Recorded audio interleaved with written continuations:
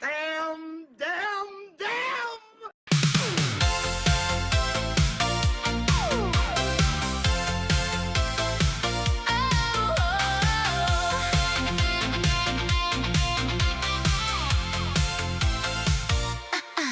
I come home in the evening, light up the stream, forget the algorithm, forget the dream. My chat says optimize your thumbnail, bro. You gotta post shorts if you wanna grow. Oh, subscribers, please understand, I'm just hacking away in a wonderland. 'Cause devs, they just wanna have fun. Oh, devs just wanna have. That's all they really want. Some code to run when the stream goes live and the compiler's done. Oh, devs just wanna have fun. Yeah, devs just wanna have fun. The guru calls me up, says, what's the plan? You gotta build a brand, gotta sell to the fans. Stop refactoring Rust, stop building a bot. Stick to the meta, hit the trending spot. Oh, guru dear, you're missing the key. I'm writing a game in 3D for free. 'Cause devs, they just wanna have fun. Oh, devs just wanna have. That's all they really want. Some code to run when the stream goes live and the build is done. Oh, devs just wanna have fun. Yeah, devs just wanna have fun. They wanna have fun. They wanna build apps, reviving new tech, taking zero naps. Forget the clickbait, forget the views. We're testing new frameworks, we got nothing to lose.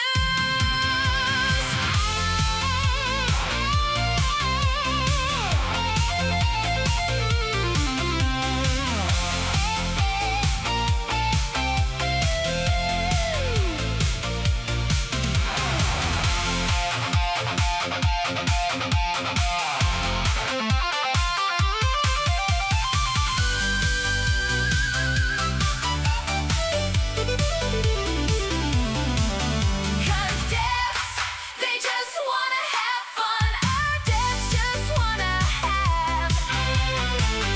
That's all they really want. Some code to run when the stream goes live and the bug is gone. Oh, devs just wanna have fun. They just wanna have. Devs just wanna have fun. Building cool stuff all night long. Zero FTO, but the vibe is strong. They just wanna. Yeah, devs just wanna have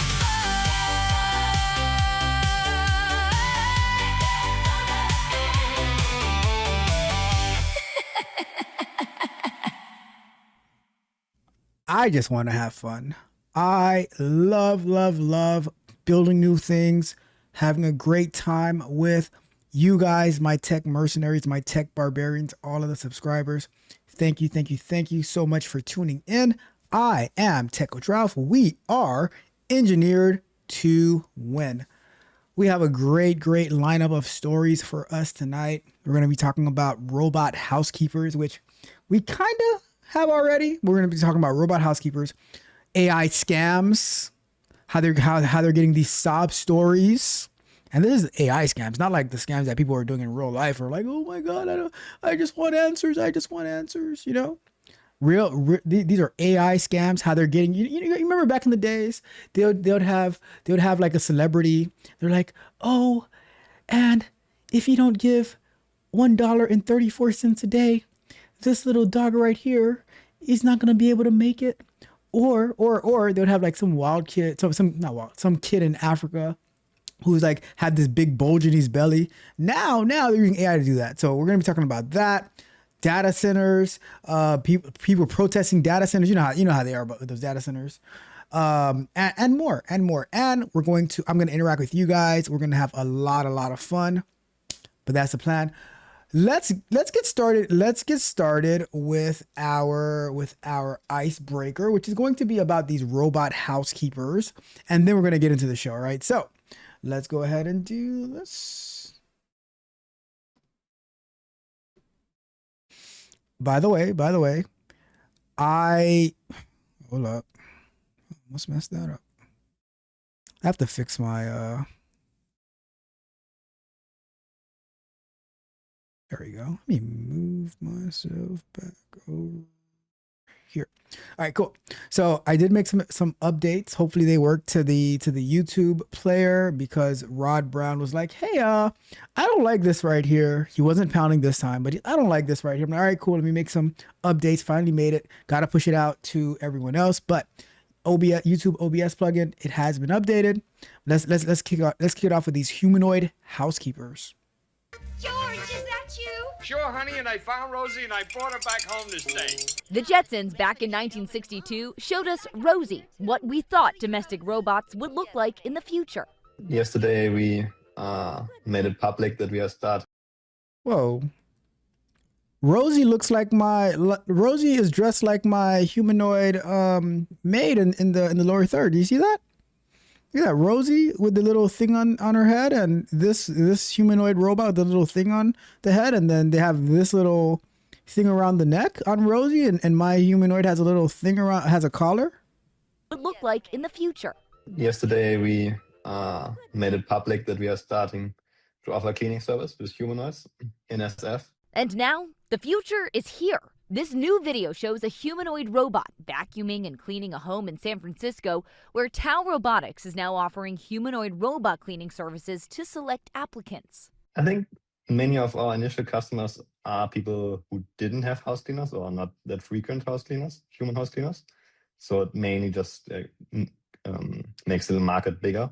Alex Koch, CEO and co-founder of Tau Robotics, says right now a human from a central location still needs to control these humanoids with the help of AI. These videos were given to our San Francisco station KGO by Tau Robotics. Ken Goldberg of UC Berkeley has spent 40 years in engineering and is skeptical. Being able to pick up objects off the floor is even still a challenge for robots today. And being able to sweep and wipe out areas of, counters and underneath things, that is very, very difficult. Koch admits there's a long way to go, but says these robots can, in fact, do certain tasks. Vacuum cleaning, for example, that's working pretty well already. Basic, for example, wiping the kitchen counter, that's also pretty doable. In other words, it doesn't sound like these robots will be ready to mount a revolution anytime soon, like they did in iRobot back in 2004. That's a fact. Uh-oh. Still, the long-term goal is there, a humanoid that can eventually clean a whole home at a cheap price. She wants to know how much we What's the charge her price? to let her work for us. Well, maybe not that cheap. Tau Robotics is charging customers $30 an hour. But even with robots like Rosie, there may still be... I mean, how much do humans charge an hour to clean your house? And not the humans that was not the humans that was a chef for that football player, because we know how that went left. That went very, very left. But how much do human housekeepers, or not housekeepers, but like the maid services where they come and clean up your house? How much do they charge compared to the robot? 30. I mean, and the thing is with the robot, they can't even do everything. So it's like, is it worth it? I don't know. some challenges ahead. We can't guarantee her, you know.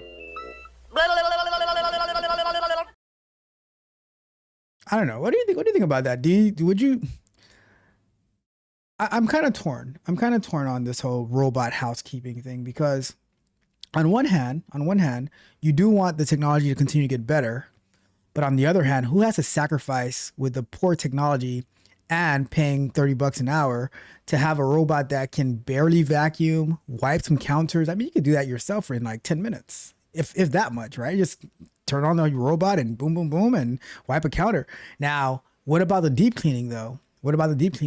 What about when you wanted to, the baseboards and maybe change the curtains and all that type of stuff, the feather dusting, all that. Like, I don't really know if these humanoid robots are going to be able to do that.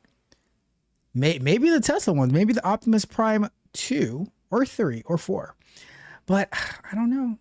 What do you would you pay $30 for that robot to come and clean your house? I don't think I would. Now, if they can figure out how to get it to fold laundry, I might buy 2 of them. I might just buy 2 of them. All right. Just saying. I'm just saying. But here's the thing though. We already have plenty of robots that do certain tasks around the house. I was saying like a couple of years ago, I bought one of those robot vacuums that they will, mosey around the house, vacuum, mop the floor. It had some AI integration in there, has a camera in there to know where it's going. Sometimes it still has a little bit of a mishap. I gotta bail it out a little bit. So I don't know if there is that much value yet in the humanoid robot cleaning up the house. Now, if it can do dishes, if it can do the laundry, we might have a game changer. Especially for like doing the laundry is no issue. Folding the laundry, that's where all trouble breaks. That's where all hell breaks loose, right? So I'm just curious. Would you pay $30 an hour for a humanoid robot that can barely mop and vacuum and wipe counters? That's about it. I don't know about that. Let me know your thoughts. Drop me a comment below. Do me a favor, like, share, subscribe, hit the notifications so you know every time we go live and drop new content. All right. Welcome. How is everyone doing on this beautiful Tuesday night? Tonight it's Tuesday, August 4th, 2026. I wasn't live yesterday. However, yesterday, August 3rd, was my sister's birthday, my younger sister. I only have one sister. Well, one official sister. I have a cousin who is like a sister to me, but my official sister it was her birthday yesterday. So I just want to wish my official sister a very, very happy birthday. Shout out to you.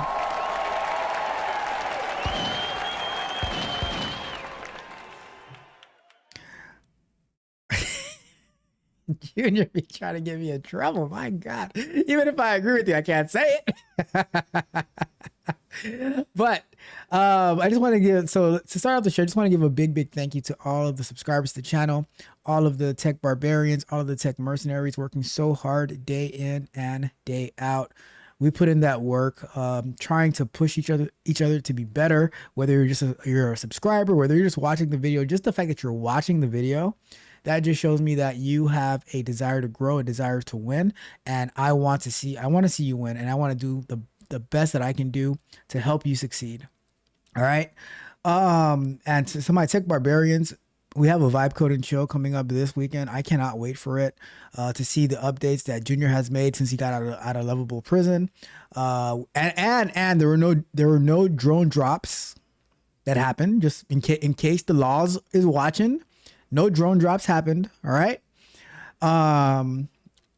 Shout out to you guys. Life lessons. I know he's going to be showing us some updates to the Nexus app and to the Gen Score app. We were demoing that a little bit on Sunday. I know my tech barbarians are going to be having some maybe more info about leveling up on Upwork and being a business analyst and all types of stuff. So I'm really looking forward to this coming Saturday. Hopefully you guys can join us at techcoachraft.dev. You can join us on the Google Meet for our Vibe Coding show. I'm just excited. I'm excited. Always excited for Vibe Coding show. We had an amazing Scrum night this past Sunday. So many things getting done. So many people with different ideas. Junior was in the chat supporting us. So I always appreciate the level of work that we put in. And to the tech mercenaries, the YouTube channel members, shout out to you guys for allowing this content, my crazy mind of how I break down this tech content, to go across the world. Thank you guys so much for allowing me to pour that into you and to allowing me to add value into your life. I appreciate you. Tomorrow we're going to have our software explorations. We're going to be talking about GitHub Actions, and I think I got the perfect GitHub action to build on Sunday. I know many people have done it before. I could probably find a YouTube tutorial. However, I want to do it with you guys. I'm probably gonna do it on Sunday. So quick backstory, story time. Although Rod Brown isn't here for the story time, but he'll be here soon. I'll probably do a quick recap later. But a few maybe months ago, maybe a month or two ago, Rod Brown hit me up and says, "Hey, I've been really using your OBS YouTube plugin." I was like, "Really? Aww. That's so sweet. Thank you, Rod Brown." He's like, however, comma, I want some enhancements. I'm like, oh my God, Rod Brown, really? He's like, well, when I press play, there's like a 3 to 4 second overlay thing that shows up with the pause button. I want it gone. I was like, all right, I'll see what I can do. And then some other things. So this morning I was like, you know what, let me make these updates. So I made the updates. He didn't get exactly what he wanted, but for the most part, I'm able to like jump to certain parts of the video. I don't have to like just press forward. The overlay thing is a little bit better, maybe not the best, who knows, but I did it. So we're gonna, hopefully it works tonight. If everything goes to hell tonight, just blame Rod Brown. Just blame Rod Brown if everything goes to hell tonight. All right. I'm just saying. So but yeah, so tomorrow we're gonna be talking about GitHub Actions, planning to build a GitHub action on Sunday where we're going to be automating the build process for our OBS plugin, so it can be available in GitHub. So I'm going to be working on that. Keep you posted how that goes. We will be back live on Thursday with some more tech news reactions, and then Friday we have the bug bite, and then Saturday vibe code and chill. Looking forward to it. Life lessons is in the building. Going to be sharing with us about the Gen Score and the Nexus app. So I'm looking forward to all of that. I'm looking forward to seeing everyone there. All right. Let me check the chat real. Oh, you know, before I even check the chat, I'm going to tell you this, right? A lot of things happen in life where you're like, oh, that sucks, right? But you know what? In all honesty, as you go through life and you look back, you will see that everything that ever happens will turn into a blessing in disguise. And you will see, like, in the moment, things are like, why is this happening? Why is it like that? But then after you make it through it, you will see how there are so many things you learn along the way. So many people that you met along the way, some good, some bad, who knows? But the lessons that you learn from it is what matters the most. And to me, I think every lesson, whether it's painful, whether it's pleasant, at the end of the day, is a blessing in disguise. And I'm telling you, like, from the past month or so, many blessings in disguise, from jujitsu, from playing pickleball, from building, like, from, you know, just how you grow, how you bond from doing stuff at work. I'll give you a quick example of how my days might look now, right? So I'm going to use yesterday and I'm going to use today. Since I've been fasting, I've been waking up a lot earlier because I have a lot more energy. So I might wake up at like 4:30ish, roll myself out of bed by 5, do a workout. So yesterday, out of bed by 5, maybe 4:45, did my quick workout, went to the sauna, then went to play pickleball for about 2 hours, got back to work. However, while I'm doing my workout, I have my work laptop next to me, and I'm checking in on some things that I had running overnight, making some updates, doing some testing while I'm doing my workout. Then I go to the sauna, work on my own work over here, maybe editing some videos, maybe scheduling some videos, who knows what, right? Then pickleball, 2 hours, listening to whatever podcasts or YouTube videos while I'm playing pickleball. So yesterday I was listening to Talk That Tech while playing pickleball, and then get back home, get ready for work, hit the ground running. I already have a head start on my work day, right? And then after that, jujitsu, less than 10 minutes away. It used to take me like 30 minutes to get to jujitsu. Now it's less than 10 minutes away. Wild. So yesterday I got back home at like 8:15, 8:20. It was crazy.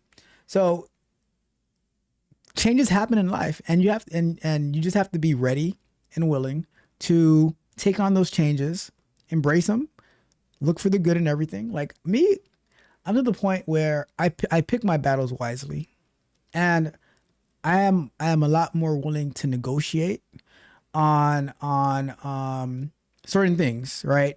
So like a lot of people, they're just like, oh, it's my way or the highway. And I'll tell you this: if you do not negotiate with, like, if you don't have that give and take relationship with like other people, now when you come up with a great idea and you want to do something, and they might the way that you treated them prior, the way that you spoke to them prior, the way that you acted prior, that will blind them from seeing your good ideas, because you have to work with everyone. That'll blind them from seeing your good ideas. And now it's like you have a target on your back. So like you have, oh, I did this. Nope.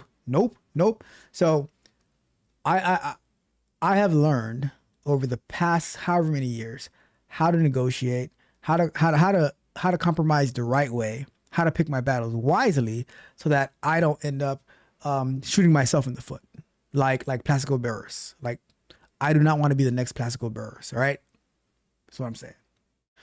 Today, for example, got up again like 4:30, 5 o'clock, workout, sauna, jujitsu with Justin.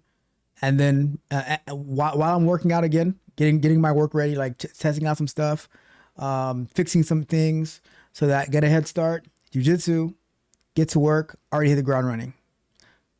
Went took my son to jiu-jitsu earlier. While I'm over there, 5 to 10 minutes away, I have my laptop, hotspot from my phone to get the show ready. I set up the thumbnail. So I'm there on the bleacher, watching him have my laptop, getting everything ready, getting all the lower thirds ready, tested them, done.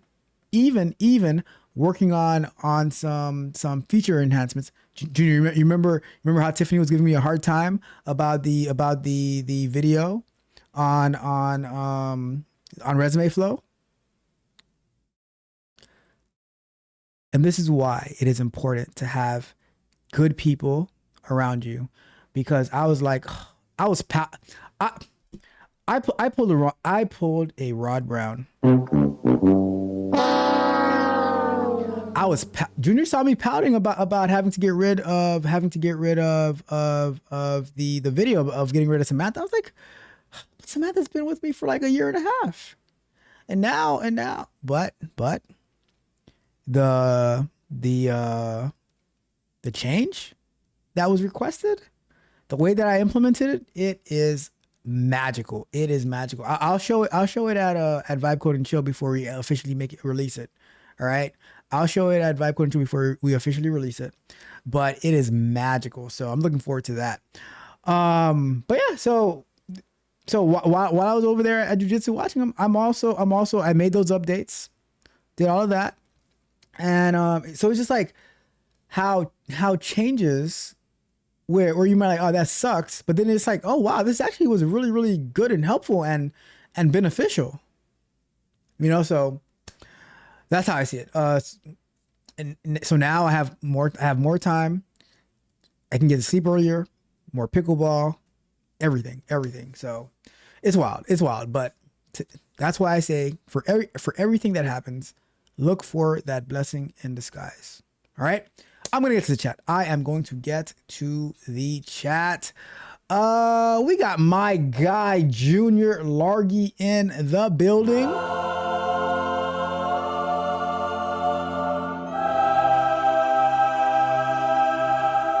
Hits me with the what's up, family. What's up? He says, I don't want any of those robots in my house. And then this next line, these are the thoughts of Junior. Says, that's what wives are for. Junior. How dare you? On behalf, I'm just going to throw that out there, all right? We got Bozito Coding Journey in the building. What's up, Bozito? How are you doing today? Bozito, I'm just gonna say this.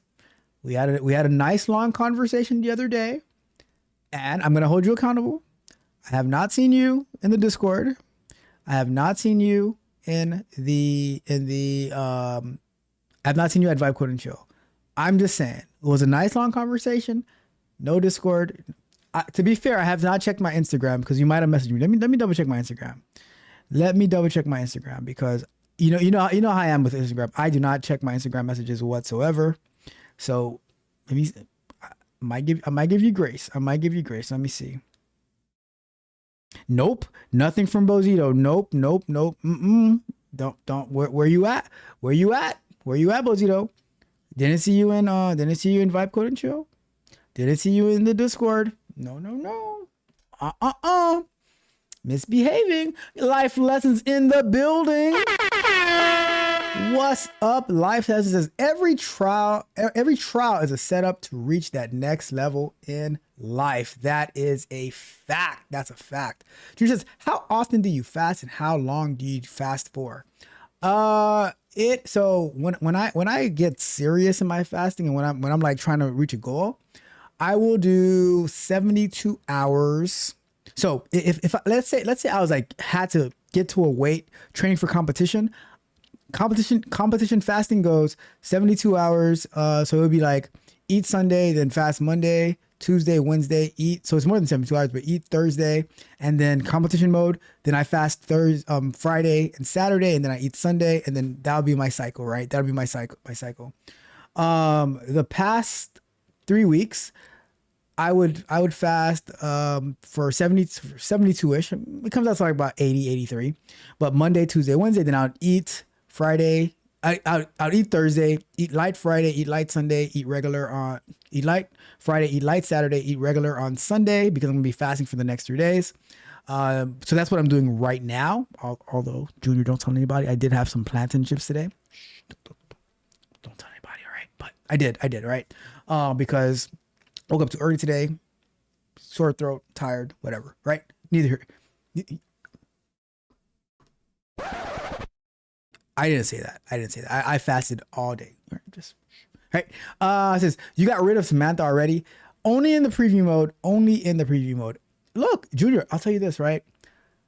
On Monday morning, around like 6 a.m. on Monday morning, there's an update to the story. Right? It says, oh yeah, this is what I want to see.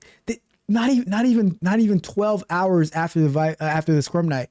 It says, oh, get rid of that video and the picture. I do not want to see her whatsoever. This is what I want to see. I'm like, all right. I'm on it. It says, hold them accountable. Oh my. All right. We got my guy Tech Bag Trey in the building. What up? Says, I'm telling everybody. What? Don't do me like that. Trey, what up with that pickleball line? I'm telling you, so yesterday, Tech Bag Trey go subscribe to his channel. Also Talk That Tech. I was listening to Talk That Tech yesterday, and Trey told me, he's like, oh, you know what? I got the domain for a pickleball line drop. I'm like, what's up? Let's do it. Let's see. But that means though, I need to become an avid pickleball player. I have to get ranked and I have to go into tournaments and I have to win so that we can actually push that line. So do my best. I'll do what I can. But I know that I have a sponsorship waiting for me. All right. So let me see. It says only water. Junior. All right. I'm not crazy now. I'm not crazy. Only not low calorie. So on those days that I fast, I'll have water, maybe coffee. When I'm streaming, I have a Monster when I'm streaming. But the water would be like electrolytes water. So I'll make my own electrolytes with salt, potassium, and magnesium. and that's what I'll use for my water for the most part if it's not regular water, and then streaming zero sugar Monster and coffee ish, right? So that's what I do. That's what I do. That's my form of fasting. Let me see. Junior says Tiff ain't playing no games. None. I'd be scared, right? I'm gonna tell you this. I'd be scared. Like, because like I don't want to see. She's like, I don't want to see that picture. I'm like, all right, cool. It's gone. It's gone. No problem. Because she's on point. And iron sharpens iron. When you have people who are on point and who keep themselves accountable, you want to be on point and keep yourself accountable. That's why it's important to get around really, really good people. That's why it's important to get around the tech barbarians. That's why I'm around Junior. Junior keeps me on my toes, right? Let me see. What's good, gang? Gang, I'm not gang. I do not. Trey, don't pay Junior no mind.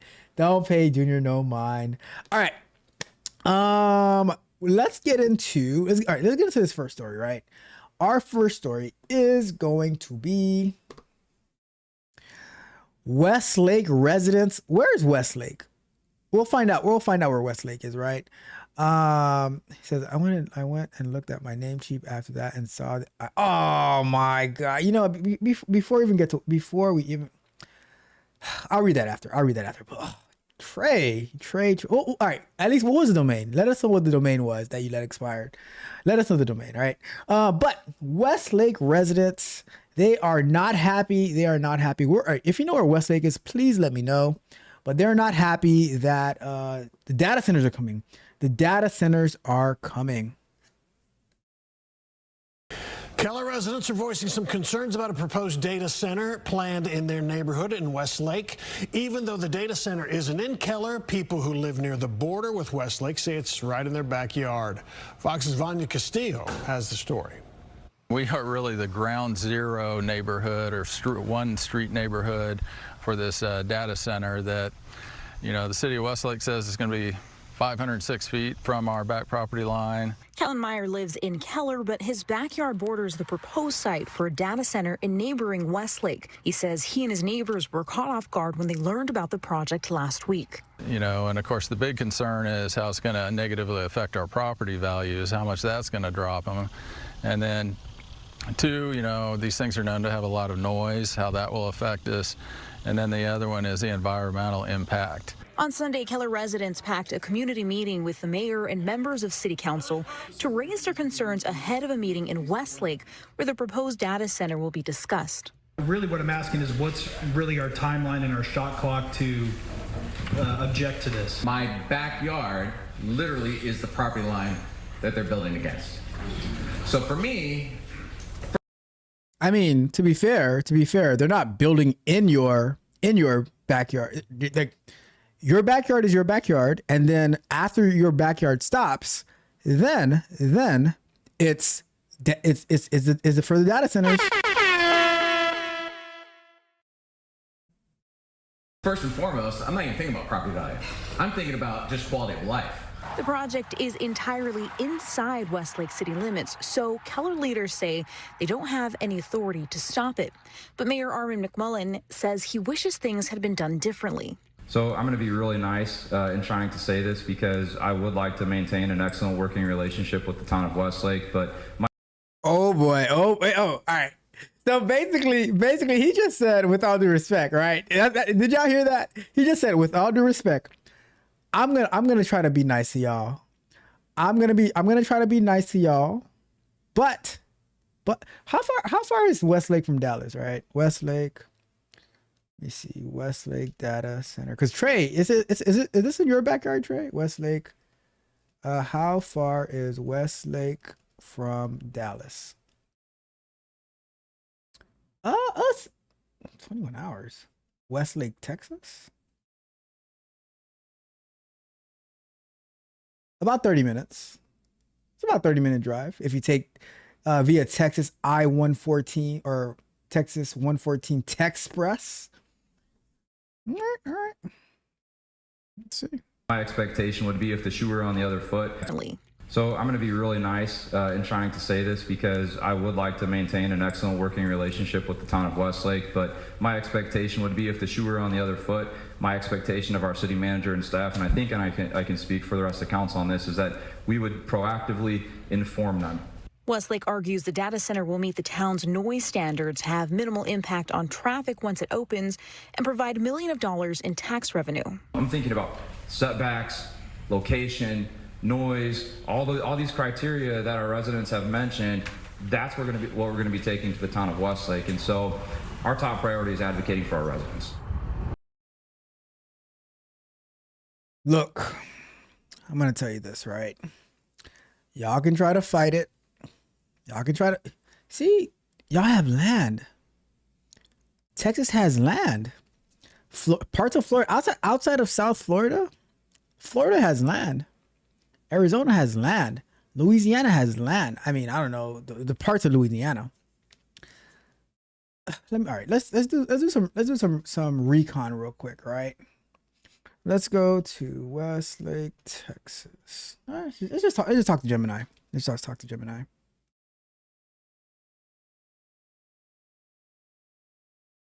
Let's talk to Gemini. So, where is my Gemini?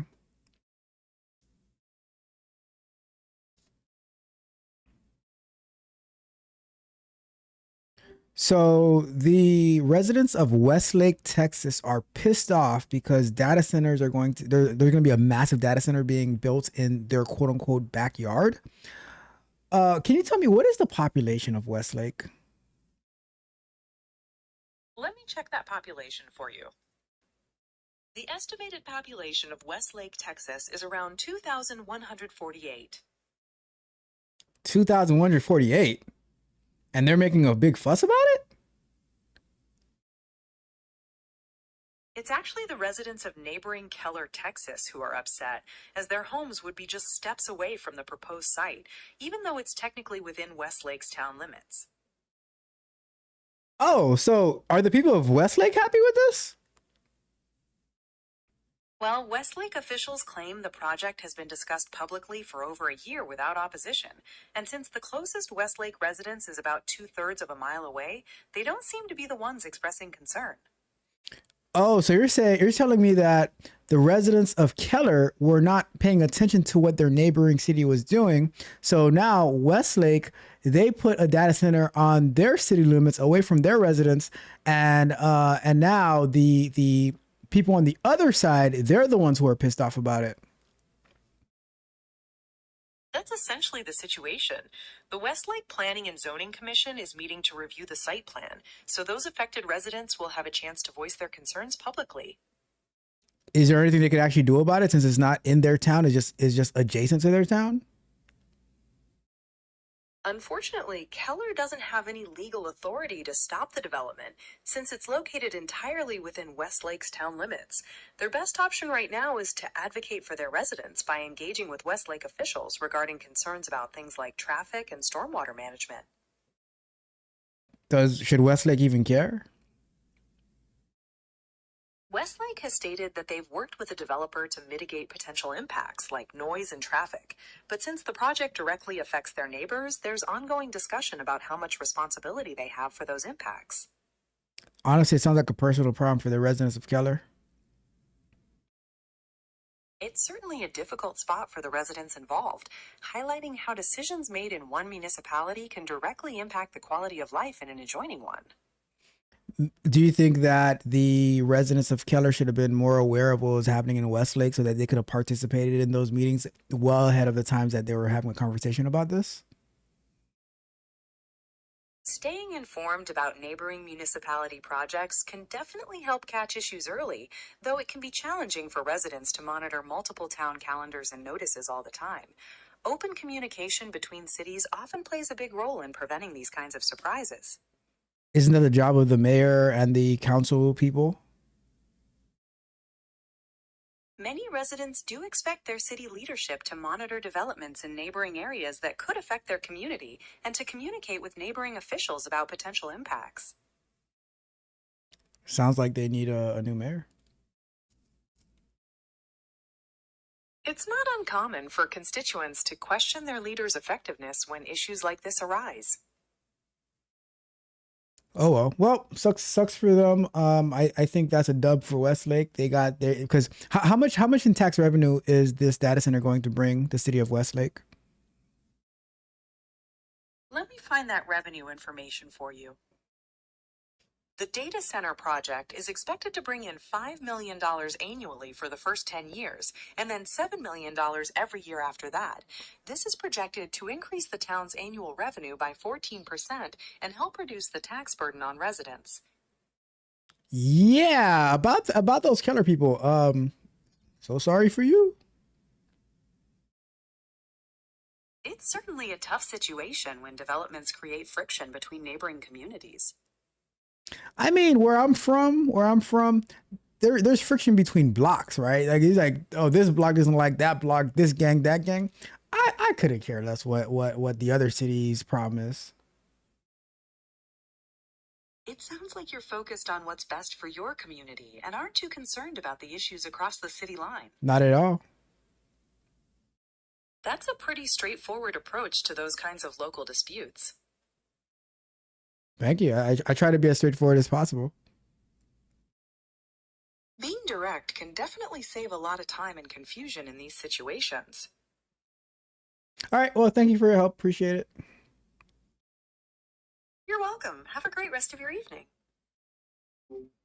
Y'all saw how towards the end, right? She was like, I don't wanna contribute to your toxicity. She's like, you seem pretty Gemini ain't want to participate in my toxicity. Fair enough. I smart move. Although I showed you some of my thumbnails that Gemini has been creating, and I was like, it's in the Discord. Some of the thumbnails, like, Gemini, like, Nano Banana, what are you doing? Just saying. Anyways, what do you think about this? So the true story, it is not the residents of Westlake that are complaining. Now it makes a lot more sense. Oh, let me see if I think it makes a lot more sense now. Let me see something. Keller residents are voicing some setbacks. Westlake argued Would be if things had the project is entirely inside Westlake city limits, so Keller leaders say they don't have any authority to stop it. But Mayor Armin McMullen says he wishes things had been done differently. So I'm going to be really nice in trying to say this because I would like to maintain an excellent working relationship with the town of Westlake, but oh, this makes a lot more sense now. That makes it so he is the person, he is the mayor who dropped the ball. You should have been knowing what was happening in Westlake. It was your job. You had one job. You should have known what was happening at the city limits, and you did not. And I'm pretty sure this was public information. You didn't go over there and find out, oh, they're going to be building a data center right here. Nope. So that's on you. So like, oh, I'm going to try to be really nice to X, Y, and Z. Says he wishes things had been done differently. So I'm going to be really nice in trying to say this because I would like to maintain an excellent working relationship with the town of Westlake, but my expectation would be if the shoe were on the other foot, my expectation of our city manager and staff, and I think I can speak for the rest of council on this, is that we would proactively inform them. Or you could actually participate in their meetings and like, oh, what are they doing in this city? Oh, they're building a data center over here. I don't know if I really like that for my city. Can we talk about this? Can we figure this out? Can we do something? And then you can negotiate, and then you can say, oh, what about if we put it here and now in this area, and then we can split the money and whatever. But no. You were just chilling in Keller with you, the city council, whoever else, and then you find out, oh my God, they're doing this on their city, fully in their city. $5 million for the first 10 years, I think I said, and then $7 million afterwards. And you're like, well, please don't. I'm sorry. Some bonds, some friendships are broken. Or I mean, people get divorced for less. People get divorced for less. I'm just saying, right? You think for $5 million a year, for the first 10 years. That's $50 million for the first 10 years, and then $7 million after that. And they're like, oh, but you know, there's a data center in my backyard. Well, I can see it from my backyard. Bruh. You better put up a really, really tall fence. You better build a wall. It is Texas after all. It is build a wall between the border of your backyard and the data center, make it a really, really tall, beautiful wall. All right. At least somewhere we'll get a wall. Just saying. I'm just being honest. Anyways, enough of that. Enough fun and games. What do you think about this? Now that we have better context, what do you think about the Keller residents being upset that Westlake is putting a data center on their property, but close to the city line? And it's already approved. Everything's going through. What do you think about that? Especially if you are in Texas, if you're a resident of Keller. If you are a resident of Keller, I'm sorry for not being more empathetic. It's something that I struggle with. But I would like you to still subscribe to the channel and let me know your disagreements with me and how lack of empathy I have. And if you are a resident of Westlake, what do you think about the $5 million for the first 10 years and $7 million after that? Are you excited about it? Do you think that it's going to reduce your electricity bills, all that good stuff? Let me know. Drop me a comment below. Like, share, subscribe, hit the notification bell so you know every time we go live and drop new content. As well, go to techcoach.dev, join us for Vibe Code and Chill, join us for Scrum Nights, get access to Resume Flow, Tech Barbarians Coaching Portal, and the Speak Precisely app over at techcoach.dev. Also, join us on the Discord. The link is in the description for everything. All right?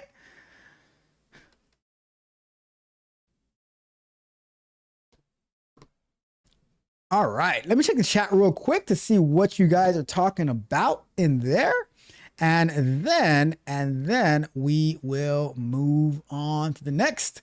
So Trey had said, where was it? I went and looked up at my Namecheap after that, and I saw that I let the domain expire a few years ago because it's not there anymore. But I might look back into the space so you can have a sponsor. Okay. So I know you have the fire hats, right? But something that is very, very important to, at least to me as a pickleball player, wristbands and headbands, because you sweat like crazy, especially when you're playing outside.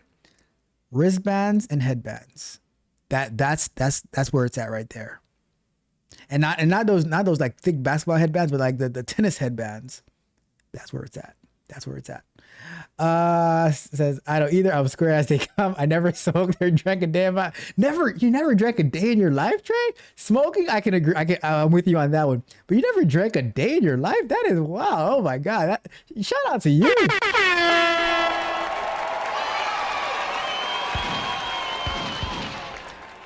You guys know I love to celebrate my people, so that is worthy of a major celebration. That is awesome. Says you don't know that 50 Cent and Trey and 69 song. I don't know that song. What song you talking about, Junior? What song you talking about? Nope, don't really listen to rap either like that. I told you I'm a square. That's an old song. That's the only reason why I know it, because I don't keep up with the music either. The only music I listen to is the ones that I make. I went back and looked at all my plans from 2024 on the brand. It was actually going to be pretty fire. It was for the luxury side of paddleball called Crown and oh my goodness. That sounds like a drink. That also sounds like a drink. Crown and Paddle. Sounds good. I'm not too far from Westlake. The further you go west, the higher the houses go. 1 million, 10 million, 20 million, etc. And a nice, big, beautiful data center right in the middle of those 10, 20 million dollar homes. Bruh. Trey's like 25 minutes away from Westlake. You know what? We're gonna put Trey on an adventure once it, like as the data center is being built, whenever you drive by, take some pictures for the channel. We want to keep it. And if they have Keller residents protesting outside, then have the take pictures of the protesters as well. I already gave you guys, see, it might not work for the $10-20 million homes, but I already gave you guys the solution for the data centers that are going in like Memphis, Louisiana, those type of places. I gave you, I'm not gonna repeat it because I might get in trouble if I do, but I gave you the solution for that, right? They are fighting the inevitable. They are. And if it was at least the residents of Westlake, like that but you have no jurisdiction whatsoever. You want them to give up their $5 million for the first 10 years and $7 million for the following years in tax revenue, because it's going to be ugly and you might have a little noise. Look, for $5 million a year, I would buy, you know what? How many population of Keller, Texas? Oh, they have more people in Keller, Texas. There's 46,000 people in Keller, Texas. All right, so for if I was the Westlake residents, right, or the city council, whatever, I would buy every resident in Keller, Texas earplugs. All right. There goes that lack of empathy again. Oh, this is so bad. This is so bad. I'm sorry. I'm sorry. It's Congratulations, you played yourself. I mean, but it is the fault of the mayor for not staying up to date with what the neighbors are doing, right? It's the fault of the mayor. Is it my fault? Is it my fault? I blame the mayor, right? But I would buy earplugs for every resident. Get the cheap, the cheap ones that you get on the airplanes, You can probably get them off Timo. Let's see. Just saying, let's see. Earplugs. See, look at that. Look at that. Get earplugs on Timo. Get one of these. Like 150 pairs earplugs, right? So $22.91. But still, see, I am solution oriented. All I care about are the solutions, right? You have a problem with the noise? Boom. They just bought you earplugs. Simple as that. Done. Let's get it. I find a solution. It says, she is right. Talking about my Gemini. Keller is already packed with traffic. It's not in Keller though. It's not in Keller though. It says, wow, yeah, the data center ain't going nowhere. There is nothing they can do about it. You know what? Maybe they can build them a highway. Maybe they can build them a highway. Real life PJ in the building. You are not super late. You are here, and that's all that matters. Life Lessons helping me out. $5 million a year and then $7 million afterwards. Yeah, the city council mayor aren't gonna reject that offer. Shoot, I would have. I mean, if I was a resident killer, I'm like, damn. Although I don't like it, I can't blame you. I cannot blame you. Who's gonna reject that money? Who is gonna reject that money? Come on, man. Let me see. It says, this is why people need to get more involved with local politics. If they didn't like it, they should have made it known. Might as well do what you have to capitalize. Look, as a mayor of a city, your job, your duty is to the residents of your city, not to the residents of the neighboring city, because they did not elect you. So you should still be aware of what they're doing and fight for your residents. You should have known, you should have had, when they first introduced this in Westlake, you should have went to your city council meeting and say, hey, Westlake is planning on building this data center, putting it here.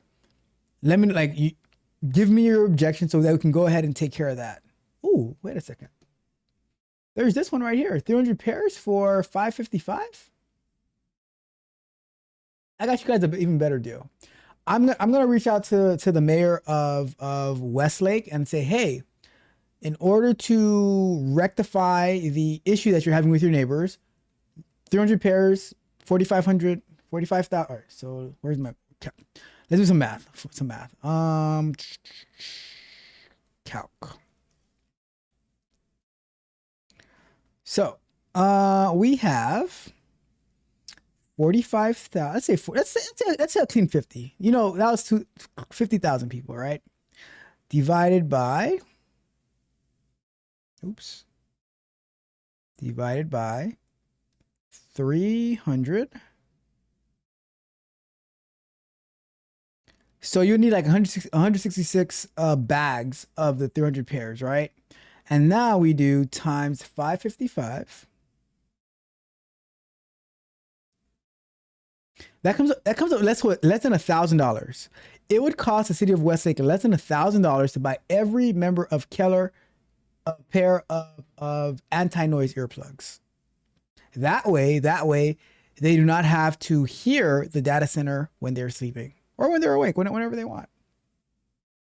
I think solutions. All we care about are the results. All we care about the solution. So that's the solution right there, right? Are you guys with me? No? Okay. Cool. Tech Bacteria says, I'm close to both as they've built so much in Keller, they need to be quiet for real. I'm going to check out the tennis style headbands. Yeah, it's just the really thin one. They're just really, I don't have my pickleball bag in here, but just really thin. It's like the really thin headbands, not the like the cotton ones that people used to play basketball with. It says get the strength. I got you on the videos, and you see, there we go. That's what I want to see. I want to see the protests, right? I want to see the protests, right? And tell them to please like, share, subscribe as well, all right? It says they have a huge data center being built in San Antonio, West Side, and nobody has said a thing about it. Not until it's built. Not until they're about to open it up. They're like, oh my God, there's a data center. But I did tell you guys. I told you guys, depending on the location, all you got to do is throw some murals up there. I'm not gonna say murals of who. You can deduce, right? Throw some murals, and then people are like, "Oh, this is such a beautiful mural." They won't even think about the noise. I mean, to be honest, right?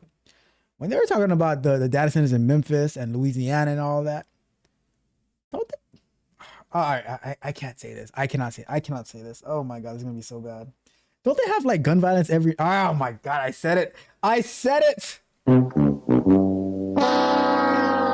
Terrible. Anyway, see, real life PJ, you're getting me in trouble. Real life PJ. Says we got Monica in the building. Says, and the property value drops drastically when you live near a data center.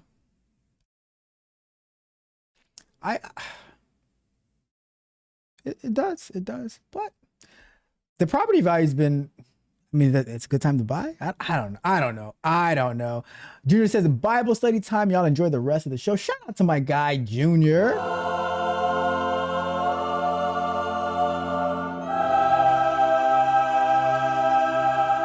Enjoy your Bible study. What's up?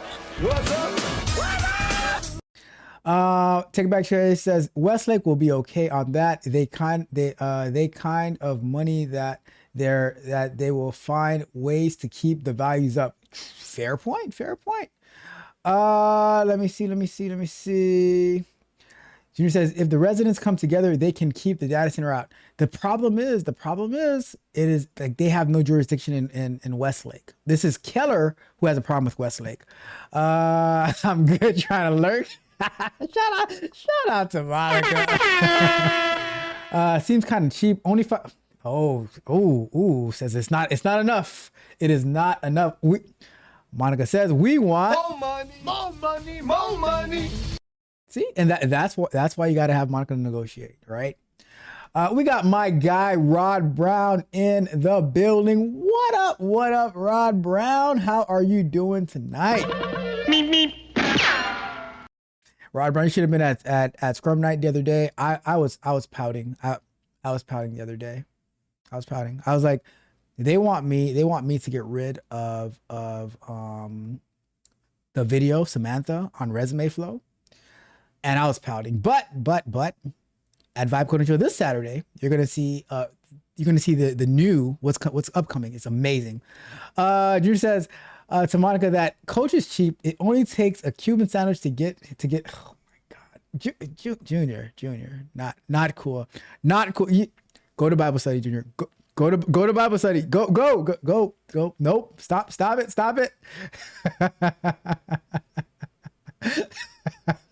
It is true though. It is true, all right? It's not my fault. Hey, you did it. I didn't want to say it. And you forced me. I saw $5 million pay for all residents' electricity and water bills for the next 10 years. What? They pay for electricity too? So it's $5 million a year for the first 10 years, right? And $7 million after that, but they're also paying for water bills? All right, hold up. Is that true? Is that true? Is the data center in Westlake also paying for the water bills and the electricity for the next 10 years for the residents of Westlake? Let me look up the details of the agreement to confirm that for you. I couldn't find any information to suggest that the data center in Westlake is paying for the residents' water or electricity bills. The agreements typically focus on infrastructure and tax revenue rather than direct utility costs for individuals. Okay, fair enough. Because if they were paying for electricity and for water, I'd be like, I'm packing up. I'm packing up. Oh, they should. I mean, they should. That'd be a pretty good deal. If they did, that'd be a pretty good deal. But just if they should pay for the internet, for the electricity, for the water, because I'll be streaming 24/7 if they're paying for my internet. I'm just saying. But final thought, Westlake, buy your neighbors some earplugs. Buy your neighbors some earplugs. That's the very, very least that you can do. All right. Are you with me? Are you guys with me on that? All right. We're gonna get into the next story. Let me check this real quick. Let's see. Ooh, that's nice. Okay, give me a second here. Give me a second. Let me send my very demanding tech barbarian a doesn't look good that way. Let me do this real quick.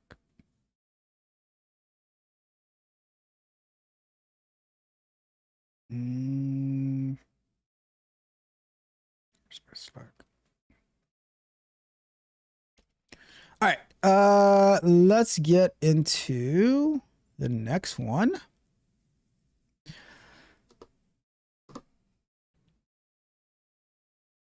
Flock cameras. They have so much controversy the past few weeks, but this time, officers a scandal. We always love a good officer scandal, don't we? So, let's jump into that. Officer was charged in this. All right, let's see.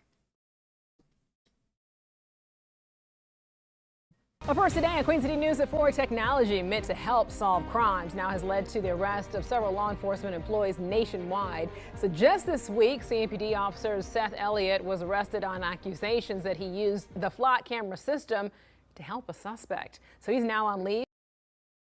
What? All right. I was not expecting that. That was the furthest thing from my mind. The officer used the flock camera to help a suspect. All right.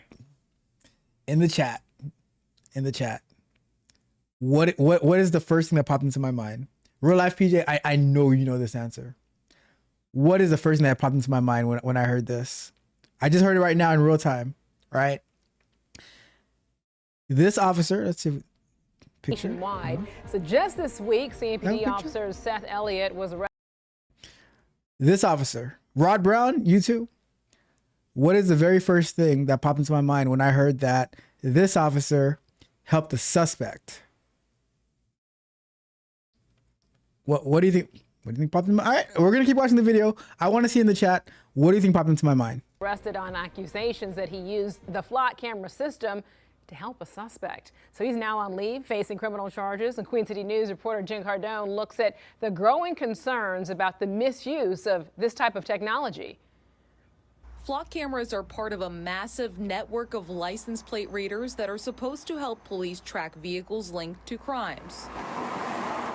But now a CMPD officer has been accused of misusing the data the cameras collect. With those benefits, there's abuse to the system. This retired police officer has seen these systems firsthand and says departments without a direct flock agreement can ask for access through other agencies that have it. When you put the human hand behind it and people in position of authority. Is it that serious that he has to hide behind that, whatever they call that? Is it that serious? He's retired, isn't he? That have access to do things that they necessarily shouldn't. That human factor plays a role, and officers make bad decisions. CMPD says it does not own or operate flock cameras or devices, but has access to them. We found at least 4 on the outskirts of Uptown that are in use 24/7 and direct you to Flock's website. It's really alarming the number of loopholes. Will Owen from STOP, the Surveillance Technology Oversight Project, is fighting back against mass surveillance nationwide. We've firmly called for an end to their use in municipalities across the country. A Flock spokesperson says it keeps records of all uses of the cameras, and through its audit assistance program, it's able to let agencies know of any atypical use. The retired officer we spoke with believes that all police departments should have to get a warrant to access these cameras. I have a question, right? The flock cameras, if they are recording public spaces, why would there be required to be a warrant? Because if your car is driving on a public street, like you can record license plates, can't you? Like there's no law against recording license plates because it's driving on a public street. So now if people are using flock cameras to like as their only source of investigation, then that's a problem. But I'm trying to understand the quote unquote privacy concern. Now I'm not saying that I like flock cameras or not. I don't really know much about them, but my question is more on the side of if it's recording in public, right? So if it's on a street, the street is public. Even if the city was to get into agreement or whatever, like I don't see the legal aspect of needing a warrant for the flock cameras. It's kind of being hypocritical when Flock is doing the exact same thing that cell phones do. CMPD says the cameras we found near Uptown could be on private property, but officials are looking further into our request. Now here's another question. All right, so they just said that it could be on private property. What about if so let's say Life Lessons owns a business, right? And you want to put a flock camera on your business, on your private property. You say, oh, Flock, I want you guys to be able to get this data, get this video on my property, and it's facing towards the street, which is public, right? Should that be a problem? And you knowingly know. Anyway, you know that the data that you get is going to be going into their database, and cops can access it, whatever. But you go into the agreement with them to say, I want your camera here because maybe you had break-ins, maybe you had X, Y, and Z happening, and you want to catch criminals because you know that if something happens, no snitching. Nope, we ain't talking. No snitching. So you're like, you know what? I don't want to have problems. I don't want people to keep breaking into my property. I'm going to put the flock camera to catch these little bastards, right? Is that a violation of privacy if it's on your property and you're sharing that information? I don't know. Jen Cardone, Queen City News. Thank you, Jen. Well, we wanted to be able to know your thoughts on the use of flock cameras. So please, right now, just scan this QR code on your screen to vote in our poll. You could be able to also find this if you don't have your phone handy right now on our website at qcnews.com/vote now. Queen City News. All right. So they didn't say what the misuse was, right? They didn't say what he did. They say what he did? Let me see. Well, first today on Queen City News at 4, technology meant to help solve crimes now has led to the arrest of several law enforcement employees nationwide. So just this week, CMPD officer Seth Elliott was arrested on accusations that he used the flock camera system to help a suspect. So he's now on leave facing criminal charges. And Queen City News reporter Jen Cardone looks at the growing concerns about the misuse of this type of technology. They didn't say, all right, so hey, why did they tell us what he did? All right, so let's do a new one.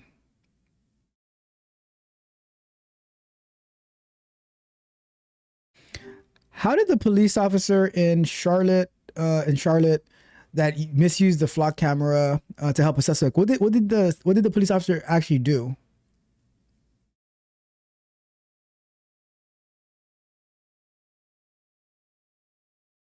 Court documents state that the officer, Seth Daniel Elliott, looked up a license plate using access to flock cameras and provided that information to a target of a drug investigation.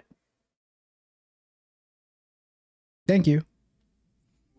They could have just said that as part of the video, no? They could have said that. So, all right. So,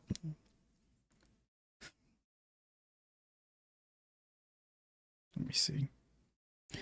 Who was the target of the drug investigation that he provided the license plate to?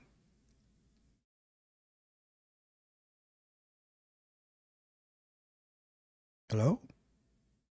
Are you there? Let me check the details on that. I'm still here and actively looking into that for you. I'll have the details ready in just a moment. According to reports, the target of the drug investigation was a man named Michael Kuster. Okay. So, when I first heard that he was helping a suspect, my first thought was, well, how did she look?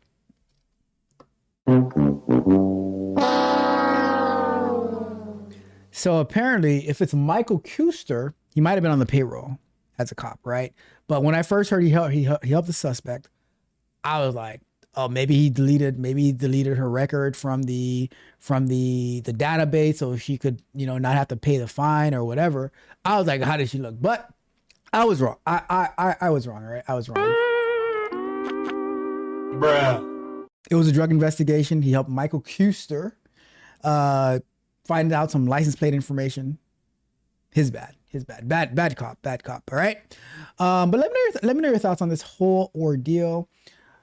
How do you feel about flock cameras? Do they have any flock cameras in your neighborhood, in your vicinity? Do you feel that it's unsafe? Does it remind you of Person of Interest? You remember the TV show on CBS with Taraji P. Henson, where she was a detective? Does it remind you of how they had all those cameras and they had what's that guy's name again? The guy who played Passion of the Christ. But how they were trying to save people. But they had the cameras everywhere. Does it remind you of that? Are you fearful of flock cameras? Are you fearful of the cops using the flock cameras for this type of stuff? What do you think? Let me know your thoughts below. Drop me a comment. Do me a favor. Like, share, subscribe. Hit the notification bell so you know every time we go live and drop new content as well. Go to techcoachraft.dev. Join us for Vibe Code and Chill. Join us for Scrum Night. Get access to Resume Flow, the Tech Barbarians coaching portal, and the Speak Precisely app over at techcoachraft.dev. And join us in the Discord. The link is in the description. We have amazing conversations. We are growing our community to help each other win. That is the goal every single day. Help each other win. All right. I was wrong. All right. I was wrong. I can admit I am a big I'm a big boy. I can admit when I was wrong. I thought it was to help a young lady get out of a jam, but no, it was drug charges. Michael Kuster and Sean Elliott threw his life away with Flock, right? This is not necessarily a Flock issue because he could have still looked it up a different way, but they got Flock is the big bad boogeyman at the moment, so they have to blame it on Flock. Just like, so before I get to the chat, Rod Brown, I made the updates to the video or to the OBS player. Some stuff I couldn't do because it looks like it is part of the YouTube embed. So like I remember you said like, oh, for the 4 to 5 seconds where the overlay thing is showing, there wasn't much I could do about that. I can show you this real quick so you can kind of see it, right? So let's say, let me refresh this. All right, so let's say we do here, right? So you see that the red YouTube logo, that is part of the YouTube embed. So there's not much I can do about that, but I did make some enhancements. Well, first today, a Queen City News at 4 technology meant to help solve crimes now has led to the arrest of several law enforcement. That's part of YouTube. So there's nothing I can do about that. But I did make some enhancements where you can like jump to like the middle of the video. I made another change, but I don't think it might work as great. The red bar at the bottom doesn't show as long as it used to. I don't know if I can. Oh yeah, I can seek. I can drag to seek. So I made some enhancements. I plan on using GitHub to build a GitHub action to automatically build it in Windows and in Mac, so you'll be able to download it hopefully by this weekend, Monday-ish. So just wanted to keep you informed that your request from a couple of months ago did not go unseen and unnoticed. I take care of my people. All right. All right, check the chat time. Let's see what the chat has to say. Monica says, yes, get the internet too. Man, don't give me free internet. Do not give me free internet. It's Texas. They should have earplugs already because everyone got the strap. That's a good point. So maybe the earplugs are not the best thing, right? But maybe they can fund building a wall between Keller and Westlake that will shield the data center so they don't have to see it. And they can also make it like noise canceling so that, they don't have to hear the data center as well, right? Life Lessons, I wonder which state this happened in. So we saw that it was North Carolina, not surprised, North Carolina. I don't know much about North Carolina. Have I? I've never been to North Carolina. Have I? Maybe for a layover one time. Charlotte is wild. That Charlotte sure is wild. Flock is filled with cybersecurity issues. I saw someone hack into one of on YouTube last week. Oh my goodness, really? Real life PJ says, I'm at a loss, bro. I remember a story where they cut down Flock cameras in some places. Yep, I heard that too. Although I'm not surprised now why people don't want them. People don't want, like, and it's fair. It is fair. People don't want cameras. The thing is, it's tough because they have the traffic cameras and stuff like that will give you that'll send you speeding tickets. They've actually made those like kind of like not necessarily unconstitutional, but some judges rule against it. But the thing is, if it's not. I don't think it's a violation of privacy because in public, you don't necessarily have that privacy and your license plate isn't private. So I don't know. I really don't know how to parse that. That's a tough one. This is an overcorrection to answer for the misuse of it. That's true. If someone's going to hurt that guy for talking about it, he didn't say anything that was like, oh my God, I can't believe you're saying this. Why is his face and voice? I agree 100%. Like that was weird. Maybe, but if he's retired, I was gonna say maybe he's like an undercover detective, but then if you are, why would you even be talking about it? I don't know. That's weird. He never said how he helped. Right? That's what I said. I have to go look it up. I'm like, they didn't say what happened. Let me see. Life says, in principle, it shouldn't be a problem to use them, but cops need to do their due diligence in their investigations. 100% agree. And if they are aiding and abetting the criminals, they should get a 100% agree. 100,000% agree with you on that take. Let me see. Let me check something real quick. Where we at? All right. Weird. Okay, cool. All right, let's jump into the next one for tonight.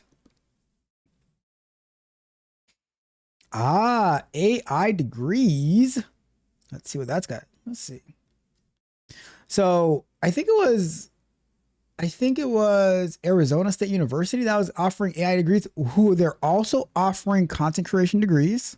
I saw a riveting debate on it the other night, which it just shows you how people might not really understand the whole dynamics of content creation, but that's another story. AI degrees exploding popularity. Let's see what that is all about.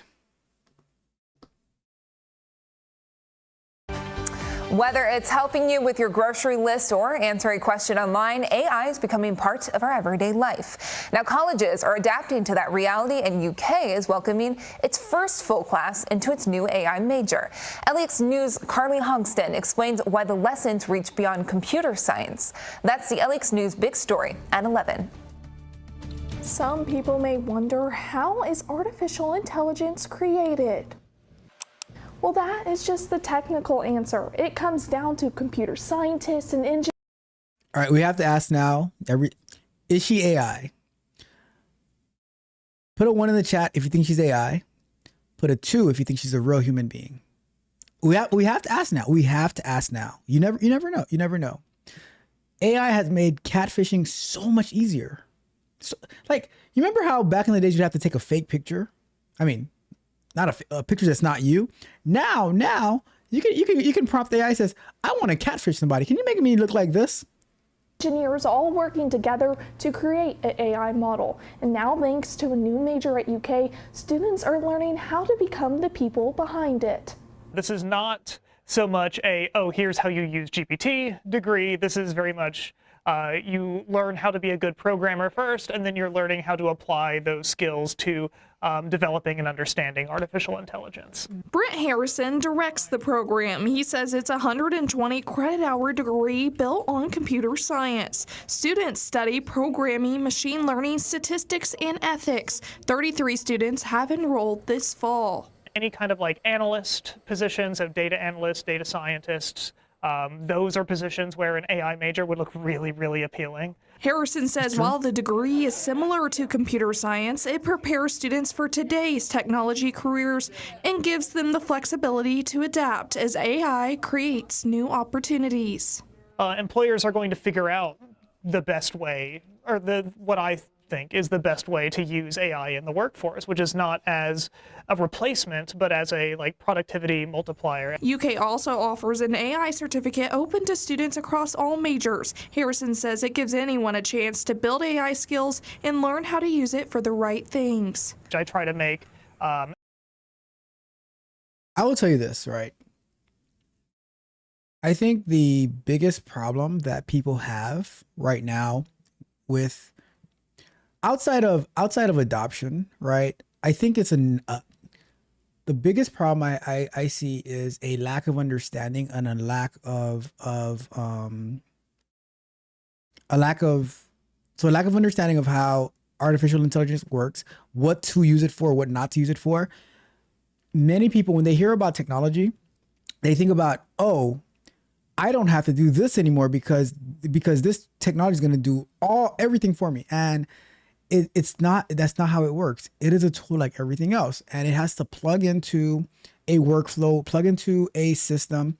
So for me, when I'm building these AI tools, it's not AI doing everything. It's like, so let's rewind just a little bit.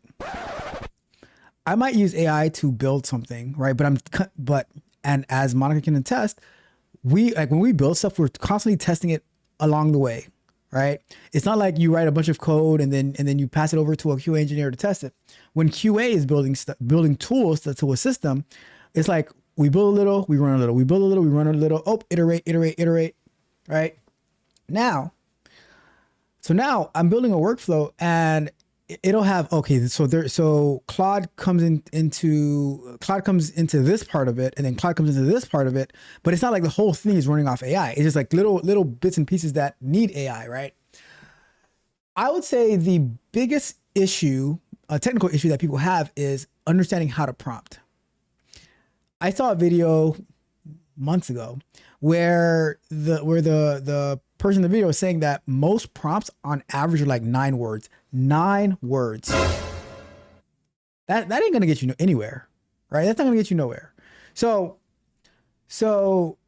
it's important to understand how to prompt. So to me, I think the overall degree, AI degree, I think it's fine. I think it's just like any other tech degree, right? If let's say you went to school for computer science and you got your degree in computer science, you probably need like 5-6 classes to get your degree in AI. It's not that far, right? It's probably a little bit more focused on machine learning, on like the, what do you call it? The like prompting for sure, but interacting with like the large language models, like building out the large language models, understanding tokens, all that, right? You don't need to pay a bunch of money to get any bachelor's, to be honest with you, right? But to get an AI degree, like it shouldn't cost you an arm and a leg. It's just like any other. It should be just like a cybersecurity degree. They all have the same foundation. Ethics, a big part of it. So understanding that anytime you use AI, there is a cost, and being able to evaluate that cost versus the outcome that you're hoping to get is important. In Lexington, Carly Hogston, LEX News. Harrison says enrollment is expected to keep growing as more students prepare for careers in an AI-driven workforce. I think that the AI degrees. Do you need to go to college to learn AI? No, you don't need to go to college to learn anything unless you're trying to be like nursing or doctor. I mean, and you have heard of those stories where people who are not real doctors are doing stuff out of their garage, which is not safe, but you've heard those stories. But the thing is with college, and especially with computer science, with AI, cybersecurity, all of those type of things, right? I think one of the, and I'm starting to see this over the past few days. One of the most important things that you can get going to college that you won't get trying to learn it on your own is working on group projects, internships, real internships, not boot camp internships where they just give you some fake company to put on your resume, right? Real internships, real projects, real collaboration with other people, because when you get into the workforce, 90%, 10% of the workforce is actually tech, right? Like it's wild, but like 10% is your code, your merging and GitHub and all that. 90% is how you collaborate, how you communicate. Are you a good cultural fit? Nobody wants to work with a jerk. Being able to communicate well is important. Being able to share your ideas, being able to listen, to negotiate. And I am not an advocate for you to go spend hundreds of thousands of dollars in college, especially for like some useless degree. But if you want to be in tech and you can keep your costs very, very, very low, I think it's important for you to go and do it. Start at a community college, first 2 years, stay at home with your parents.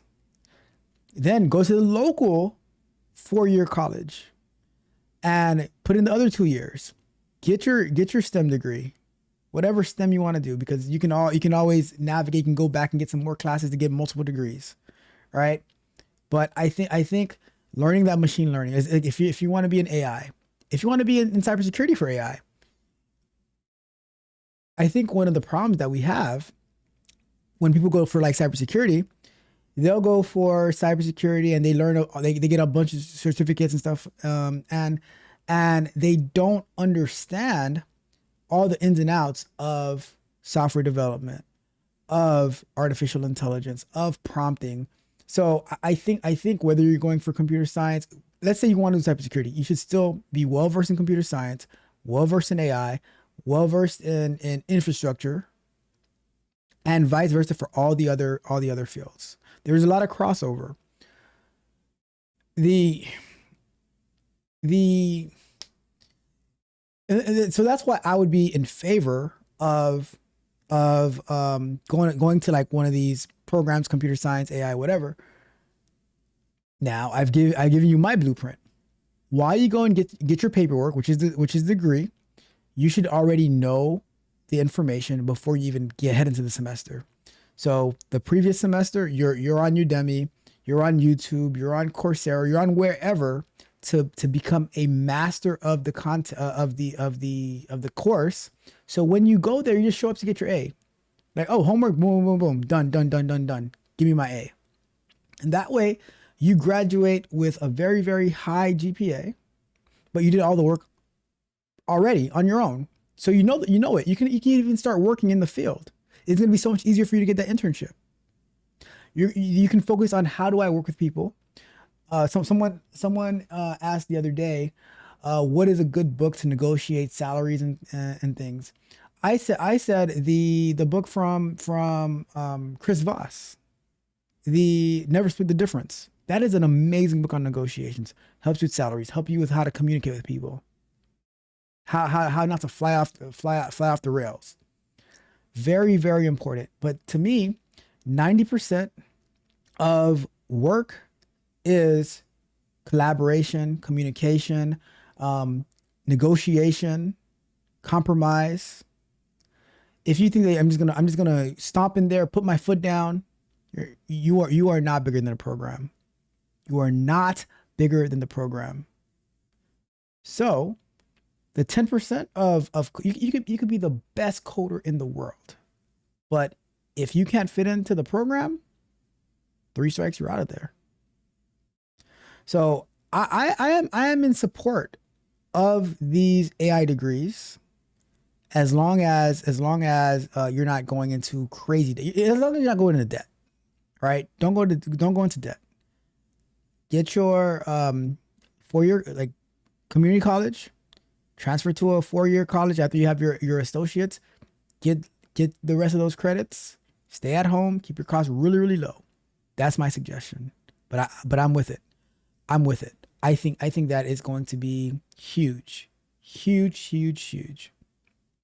And even and let's say AI was to die off, you still basically got a computer science degree at the end of the day. Right? Let me know your thoughts about this. What do you think about these AI degrees? Do you think that it's a waste?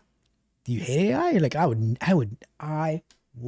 never. How dare we speak Merry Christmas? Or is something like, this is where the future is going. I need to learn, I need to adapt, I need to adjust, I need to get better at my prompting. I need to understand how tokens work. I got this course on Udemy a while ago. Amazing, explaining tokens, explaining transformers, all that type of stuff. Really important things. Let me know your thoughts below. Drop me a comment. Do me a favor, like, share, subscribe, hit the notification bell so you know every time we go live and drop new content as well. TechCoachRalph.dev. Join us for our Vibe Coding Show. Join us for Scrum Nights. Get access to Resume Flow, the Tech Barbarians coaching portal, and the Speak Precisely app over at TechCoachRalph.dev. And join us in the Discord. The link is in the description. We have a great time collaborating, helping each other win. I'll see you over there. All right, let me check the chat to see what you guys are thinking about. Let's see. Life Lesson says, I saw a few universities are now offering AI degrees. The higher ed grift is real. Something that is freely available online. Now they charge you $50K to learn it. This is a joke. I don't think, see, small pushback. I don't think it has to cost $50K. I honestly don't think it has to cost $50K. Like I was saying, if you go to a community college and then you transfer, because a state college is pretty cheap. Watch this. Let's see. Let's see this. Let me see. If you go to, let me start a new thread. If I wanted to go to get an AI degree, but I don't want to go into massive student loan debt, how much would it cost me to go to like a community college for the first 2 years and then get transferred to a state college in state that has AI degree? How much would that cost me? Let me check the tuition rates for those schools in Florida to get those figures for you. To give you a better estimate, I need a moment to look into the specific tuition rates for Florida state colleges that offer artificial intelligence bachelor's programs. For an in-state student in Florida, combining 2 years at a community college and the final 2 years at a state college with an AI program like Miami-Dade College would cost approximately $24,400. That's a bit expensive, don't you think? It certainly adds up, but there are often scholarships and financial aid options available that could make a big difference. Would you like me to look into some funding sources or perhaps other more budget-friendly programs in the area?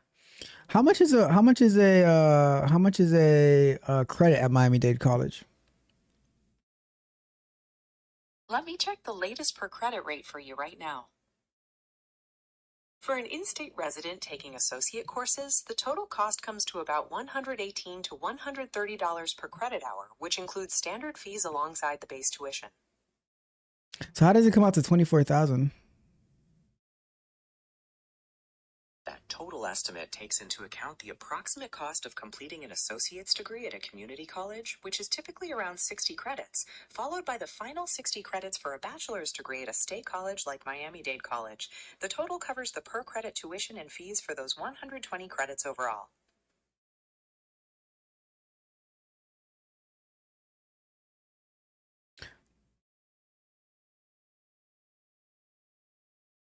I guess you're right, because I remember growing up, they would say it would be about $5,000 per year at like a Florida State college, or Florida State University.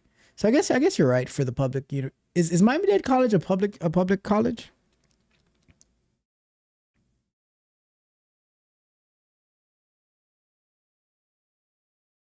Yes, Miami-Dade College is a public college, and it's one of the largest and most affordable in the state system, which helps keep those tuition costs down. I mean, I could end up getting a journalism degree for $200,000 at some out-of-state college. So I guess $24,000 is a steal.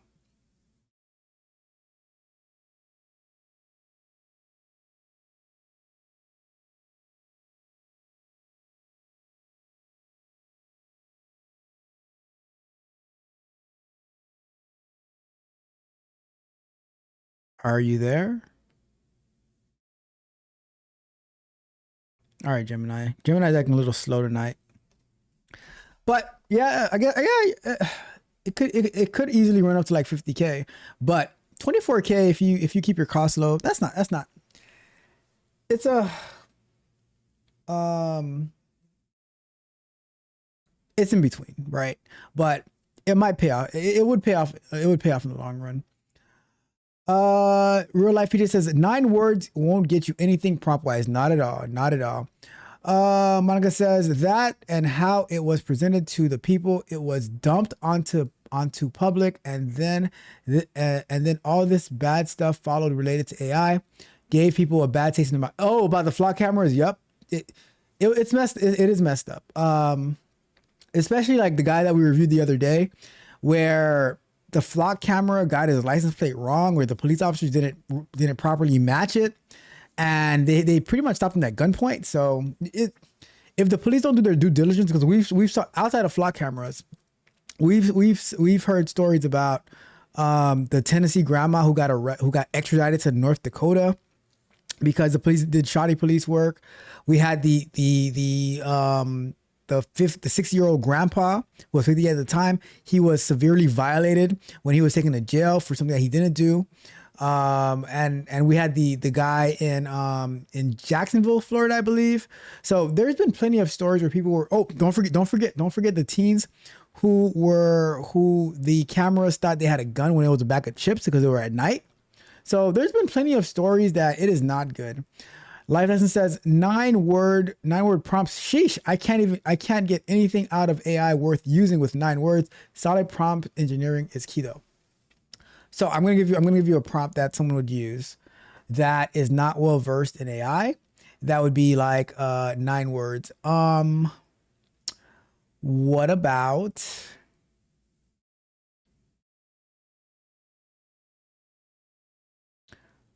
I'm having trouble thinking of one, right? But let's say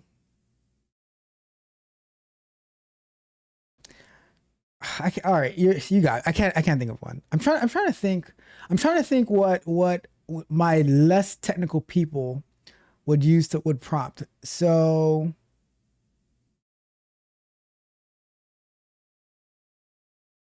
maybe like how was the Spider-Man movie or something? I don't know. It would be like some basic prompt, or I need you to write me a paragraph or write me an essay about okay, so write me an essay about the French Revolution, right? And then it gives you the essay, you didn't read it. I don't know. Well, all right, I take it back. I'm taking it back. Life Lesson says college does give you experience and it teaches you how to work with others. Communication and negotiating is critical to survive in the corporate America. Exactly that was my point, right? And I never really thought about it until this past couple of days. It's been hitting me that how important communication is and how important it is being able to negotiate. Now, it is not worth $100,000-$200,000, especially for a degree that you can't do anything with. But I would say if you can keep your costs as low as possible, and you can work your way through paying like that $24K over like 4 years. $24K for 4 years. That's $6,000 a year. I take it back. That is not bad. $6,000 a year over 4 years for a very like for a degree that should make you hundreds of thousands, maybe millions of dollars a year, especially if you build your own stuff. That's not bad. That is not bad at all. So now that I'm thinking about it, 24K is not bad at all.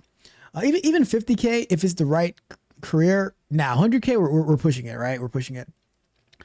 Life Lesson says, I took the cheap route, 2+2 degree to try and save money and not have a mountain of debt. Smart. You know what? Clap it up for Life Lessons.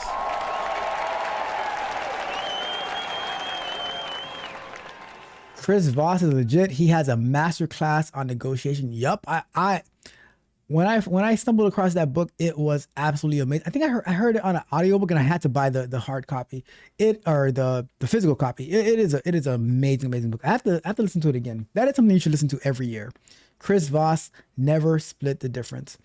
Real Life Feature says, I think it depends. If you have zero experience, I don't see why not. But for us already in it, I don't think it's really that big of a deal, except if you need to assert.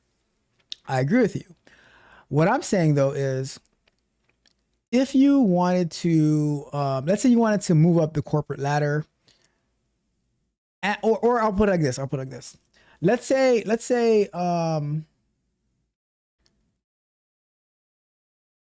you're trying to get a job, right? And you don't have, like, you know how to do the work. You're in the field, but you don't have all that experience yet. And companies, they have on their job description, they want a college degree, right? Now, if you or equivalent experience.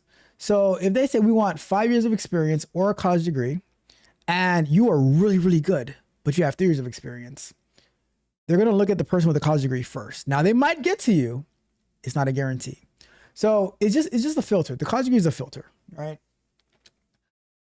And I would say if you do have a college degree, let's say you have a computer science degree and you need like 12 credits get a second degree of like AI degree, cybersecurity degree, it doesn't hurt to go and get it, right? So that's my logic behind it. Do you need it? If you just want to be an individual contributor, get capped to a certain level, then you don't need it. Or if you are the creator, right, and you're creating your own apps, you're doing all that type of stuff, then you don't need it as well. It just depends on the strategy that you have for your career, for your success, right? So it just depends. But I do agree with you wholeheartedly. If you have zero experience, sure.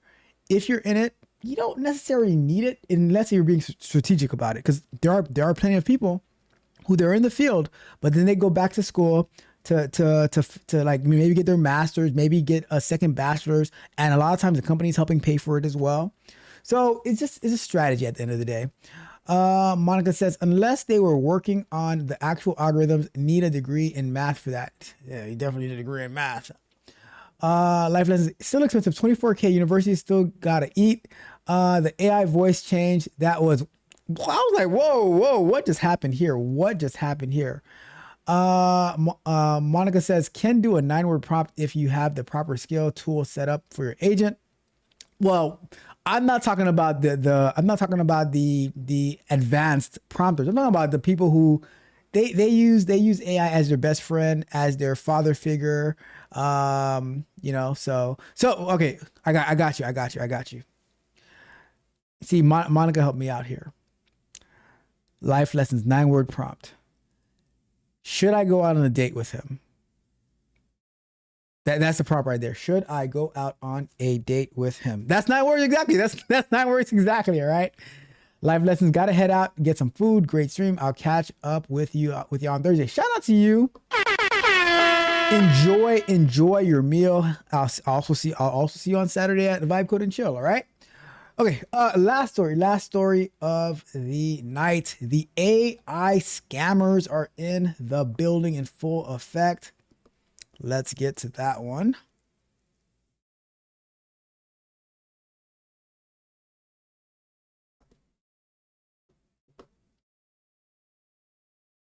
Someone please stay 9 seconds to tell my son his crocheted handbags are not ugly. At first watch, the tears running down Jaden Knott's face are hard to ignore. Now everyone is making fun of me for making these bags. Jaden says he's being bullied for crocheting handbags he sells online. His videos have racked up nearly 9 million views on Facebook, with dozens of commenters saying they're buying his bags to support him. What about his story really drew you in? The fact that he was being bullied, that really, tugged at my heartstrings. Sheila Dews Johnson says the videos pulled her in and she spent $50 thinking she was helping a boy in need. Mo Clark says she paid close to $100. To hear that somebody's being bullied because of their gifts and their talents or because they're different, you want to support them. But some customers express skepticism. I still don't believe it's a Black-owned business. Cybersecurity expert Yoav Karen suspects Jaden's content is AI generated based on the blurriness of text throughout certain parts of his videos. I mean, the story around it looked suspicious for me. What we are seeing here in this video is just a normal person being impersonated. Karen says it's nearly impossible to detect AI content just by seeing it, especially on a phone screen. And it's costly. The FBI says scams using AI to request money have now cost. Yo. If that is AI, if that has to be the ultimate AI scam ever.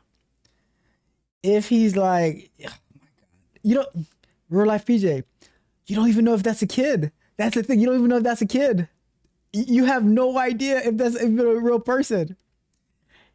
You just get a video saying, I'm being bullied for crocheting. And he's like, oh, the bleeding hearts. Oh, it's a black owned business with a young boy who's crocheting. I'm going to spend $200. It could, as long as the bags are actually crochet, that's a whole nother story, right? But it could be an overweight. It could be an overweight sumo wrestler who's getting these bags from China, crocheted bags from China, and shipping them out like it's some young boy. consumers nearly $893 million. While Jaden's Facebook says he's based in Washington, D.C., the page manager on the account is located in Lithuania. We reached out for comment, but never heard back. You stole my stuff and I didn't give you any permission. Jade Ham says it appears a similar account with an AI persona is using her content. Are you 100% sure these are your videos? Yes. The 19-year-old went viral for crocheting her own prom dress, but check out the resemblance between her videos and an account called Jaden Shells. Have you tried to contact the social media platforms to get this content taken down? Instagram, it was successful because I was able to report it as fraudulent activity, but on TikTok, I tried reporting, but they clear it as if nothing wrong is happening.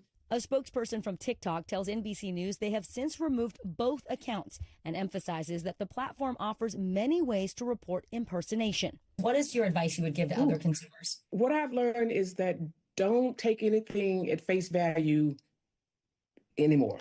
Buyers beware. We thank you for watching, and remember.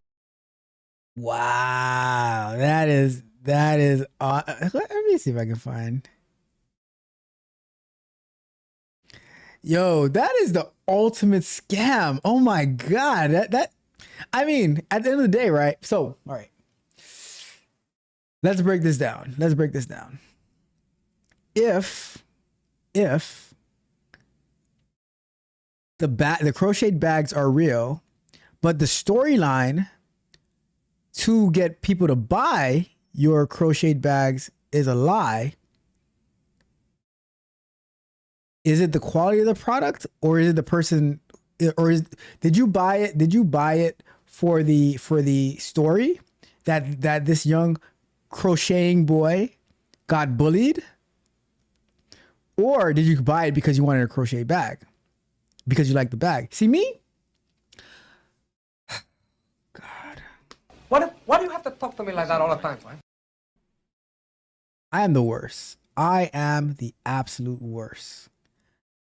I see, whether AI or not, I see this boy crying because he was bullied, because he was crocheting bags, and I feel absolutely nothing.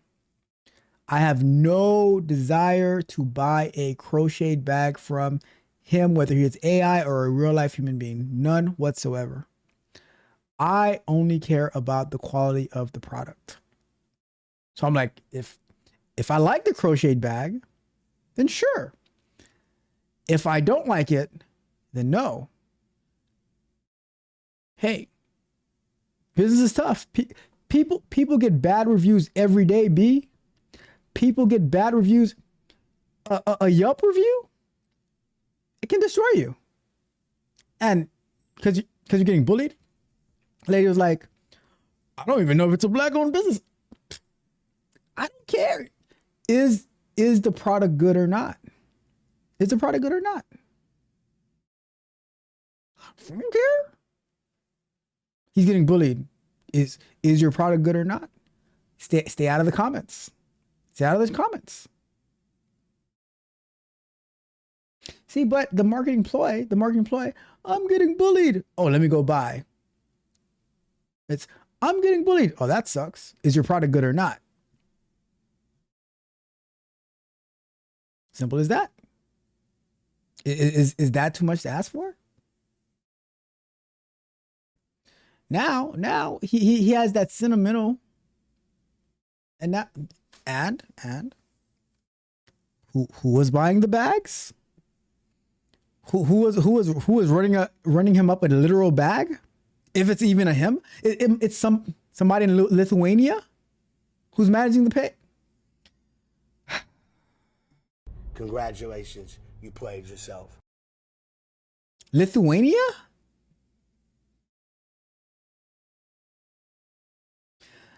And here's the thing. Here is the thing. How much money do these? I think it's par for the course, right? Because we see these bleeding heart stories of real people, and they have these GoFundMes, these Go Send Goes, running up a bag, and it's like the story doesn't add up. It doesn't add up. So now they're like, well, how can we further this whole thing? Well, you know what? We don't want bad stuff to continue happening. So what about if we just create fake profiles? Like a lot of times the stories be fake in the first place, but they involve real people. So what about if we just use AI, which I'm sure this was more than nine prompts or nine words in their prompt, but we use AI to say, look at this picture. You can do that. Look at this picture and turn it into X, Y, and Z. I caught something in the beginning. Hold on, let me see something. Someone please stay 9 seconds to tell my son. It's AI. It's AI. Watch this. Someone please stay 9 seconds to tell my son his crocheted handbags are not ugly. At first watch, Someone please stay 9 seconds to tell my son that his crocheted handbags are not ugly. Why do I say it's AI? How do I know? Because they did not have the skill set to stitch the videos together to be more than 10 seconds. So with AI, a lot of these platforms where they'll only give you a video for 9 seconds, for 10 seconds. That's why the fake mother said stay for 9 seconds, because I don't know, like they couldn't make a longer video. See? Someone please stay 9 seconds to tell my son his crocheted handbags are not ugly. At first watch, he wasn't even moving. See? We need to put our, I wish I could hear what he was saying in this video. I'm not a street black boy. You can keep what? the tears running down Jaden Knott's face are. You're a black boy that makes crochet bags for girls. Let that sink in. Hard to ignore. Now everyone is making fun of me for making these bags. Jaden says he's being bullied for crocheting handbags he sells online. His videos have racked up nearly 9 million views on Facebook, with dozens of commenters saying they're buying his bags to support him. What about his story really drew you in? The fact that he was being bullied, that really, tugged at my heartstrings. Sheila, That's how they get you. Johnson says the videos pulled her in, and she spent $50 thinking she was helping a boy in need. Mo Clark. Let me see something real quick.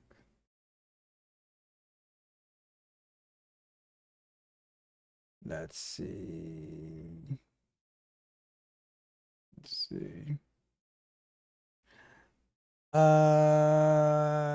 The Jaden Knott bag, often referred to Jaden Knott, is part of a viral social media marketing campaign centered around a site called jadennott.com.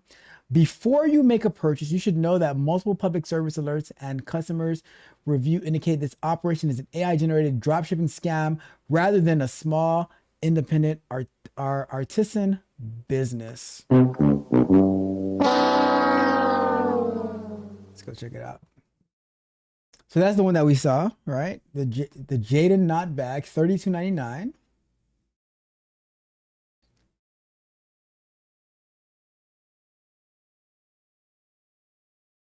Y'all fell for this? Y'all fell for this?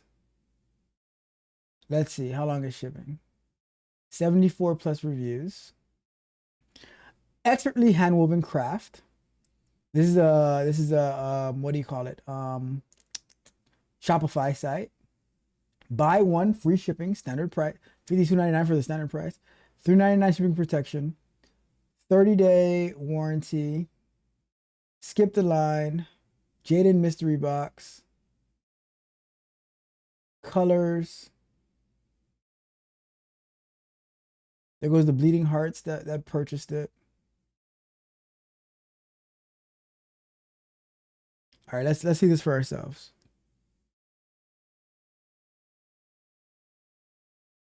See, we need Tiffany on the job.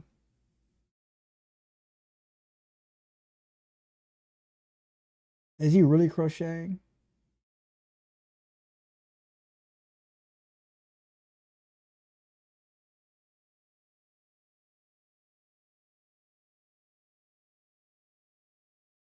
These are fake reviews. Allegedly. All right, just saying, just protecting ourselves here.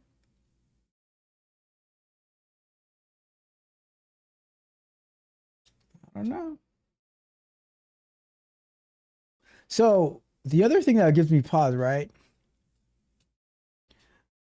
What gives me pause is that they have so many different colors. And for this one kid to crochet all of these bags and be able to support massive, let me see, by 3.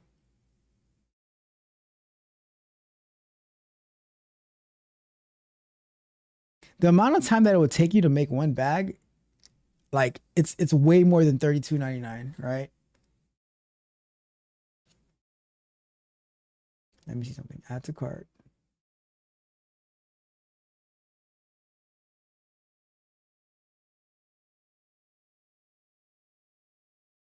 And then go back. Let me see how many I could buy. Let's do another.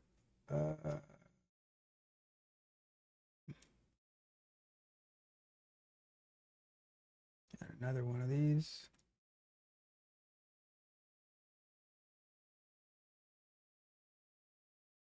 They only let you add once.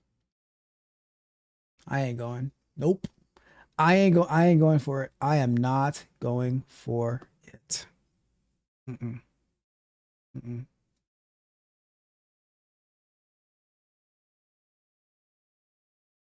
Clark says she paid close to $100. To hear that somebody's being bullied because of their gifts and their talents or because they're different, you want to support them. But some customers Not me. express I don't care. skepticism. I still don't believe it's a black-owned business. Cybersecurity expert Yoav Karen suspects Jaden's content is AI generated based on the blurriness of text throughout certain parts of his videos. See, I have to add a zoom in feature to this, right?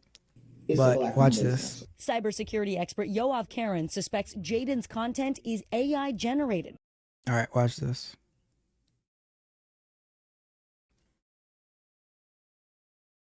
Based on the blurriness.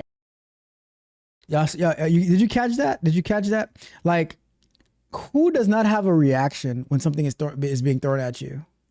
He had absolutely like, the reaction only happened on the impact. Yoav Karen suspects Jaden's content is AI generated based on the blurriness of text throughout certain parts of his videos.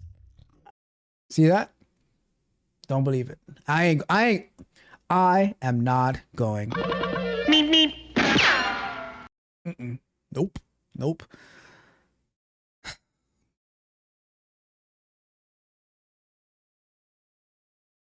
It's a black-owned business. Cybersecurity expert Yoav Karen suspects Jaden's content is AI generated based on the blurriness of text throughout certain parts of his videos. I mean, the story of business. Cybersecurity expert Yoav Karen suspects Jaden's content is AI generated based on the blurriness of... I ain't going. Nope. Like, who just stands there? Who just stands there? Right? Like, the thing hits you and just look down at it. Like, no emotion, no nothing, no jump. And if is that an egg or something like that? And something else I noticed, for the person who sells handbags on the side of the street, right? That's another thing. Who sell handbags on the side of the street? Also, if you look at the hand that threw the, if you see the hand that threw the egg or whatever it was, they have to turn their body completely around so that their hand is coming out of the, like their right hand is coming out of the driver's side window, right? As opposed to, and it hits them perfectly in the chest, right? As opposed to throwing it with the left hand and letting it hit them wherever it hits. There's no splatter. There's no splatter that falls back on any of the bags. Certain parts. You see that? There's no splatter that goes that happens on the bag. They got y'all good. They got y'all good. They got y'all good. That's why, although Rod Brown tried to tell me, you gotta be nicer, you gotta be more empathetic, you gotta do this, I'll be like, nope. It ain't happening. It ain't happening. Nope. No, no, no. I ain't going. I am not going. Not gonna get me like that. Not gonna get me like that. Nope. What do you think? Do you think that this video was AI? Do you think this Jaden Knott whole fiasco is AI generated? He is not a real person. He's not a real person. That it's a big old scam that they're trying to do with these crocheted handbags, which they don't look bad, actually. They don't look bad. But are they real though? Are they real? It's a story fake. Is he what's that word that is used? What's that word? I don't know. Whatever. But is he doing that thing where he's like trying to identify so he can grift? Is this an AI grifter? Is Jaden an AI grifter? And would you buy a handbag? Did you buy a handbag based off this story? Let me know. Drop me a comment below. Like, share, subscribe. Hit the notification bell so you know every time we go live and drop new content as well. TechWithRalph the Dev. Join us for Vibe Coding Show. Join us for Scrum Nights. Get access to Resume Flow, the Tech Barbarians coaching portal, and the Speak Precisely app so you do not get duped like the lovely ladies in this video trying to support an AI scam. Don't let that be you. Over at TechWithRalph.dev. Also, protect yourself by joining the Discord, Team Tech with Ralph. The link is in the description for all the good things over at Tech with Ralph. That's it. That is it, my friends. That is it. We are done. I talked too much. 2 hours already. 2 hours already. Let me check the chat before we get up and out of here. That was a good one. That was an amazing video or review. That was good. See, almost got real life PJ. Almost had a victim. Monica says, I'm not asking AI nothing about real life stuff. Too old for that. Look, there have been people who, I remember it was like a year and a half ago. They said that AI is like a father figure to them. And then some people use AI for therapy. I'm like, what are you doing? It happens. It happens. Real life PJ says, I don't see what's wrong with this. Let that kid get his bag. Let that Lithuanian kid get his bag, right? they almost got my guy, real life PJ. He was ready to go. He was ready to go. He's like, you know what? I'm gonna get a bag for my mom. I'm gonna get a bag for my sister. I'm gonna get a bag for my auntie because I want to support Jaden and his knot bags and his like Jaden's knot bag. Nope, ain't happening. Says wait just a second here. That's AI. I feel duped. How dare you? I feel betrayed. How dare we speak Merry Christmas? That's how they get us. That's how they get us. Bruh. But wait, if those bags are real and the kid is not, the person who made it is a genius.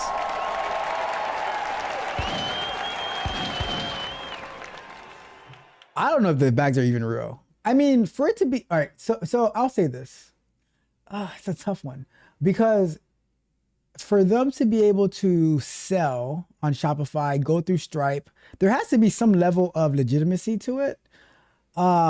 Unless they're doing Stripe and Shopify scams. That's a whole nother story. I don't know, but that would be wild. That would be wild.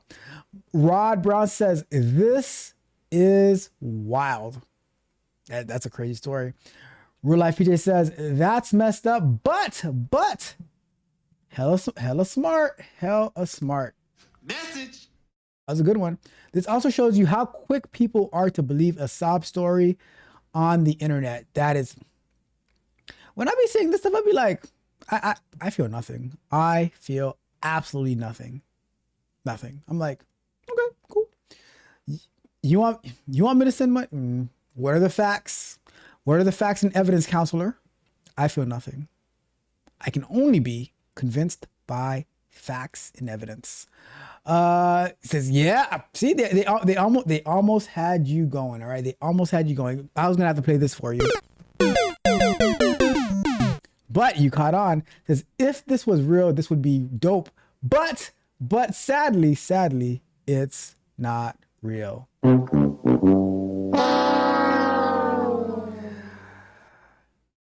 Real Life PJ says, marketing is getting scary when AI is involved. Yup. Rod Brown says, cue Young Miami scamming song. The church version or the Young Miami version? Because you heard the church version, right, Rod Brown? Which one do you want? Jaden not. His hands would have to fast as I don't know what to keep up with the demand. Right? Like it's like how you have all these different colors. How do you keep up with the demand? Real Life just says, where all the scamming Jada was like, spend that. Not only that, but the whole setup looks fake. Who's all right? So they have the so hold up. Did y'all see this? Did y'all see this?